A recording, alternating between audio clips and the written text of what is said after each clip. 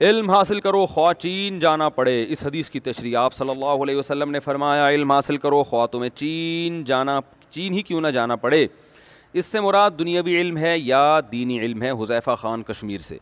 یہ حدیث صحیح نہیں ہے، بالکل ہی موضوع حدیث ہے، لہذا اس کو بیان کرنا ٹھیک نہیں ہے.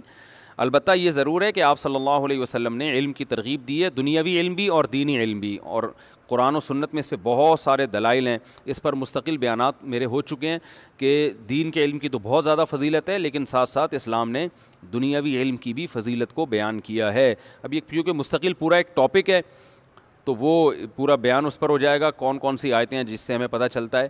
اور اس کے علاوہ خود نبی صلی اللہ علیہ وسلم نے غیر مسلموں کے علوم سے فائدہ بھی اٹھایا ہے. اس کی بھی حدیث میں مثالیں ملتی ہیں کہ آپ صلی اللہ علیہ وسلم نے مثال دی ہے اہل فارس کی کہ وہ ایسا کرتے ہیں لہذا تم بھی ایسا کیا کرو.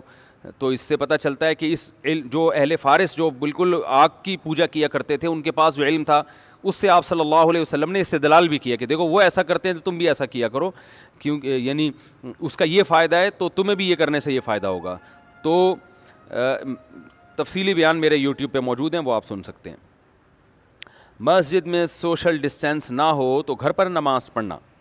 مسجدیں کھل چکی ہیں، نمازیں ہو رہی ہیں، لیکن وہاں سوشل ڈسٹینس مینٹین نہیں کیا جا رہا. اس صورتحال میں فرض نماز اور جمعہ کی نماز مسجد میں پڑھنا ضروری ہوگا یا گھر میں بھی پڑھ سکتے ہیں؟ اجاز صاحب انڈیا سے.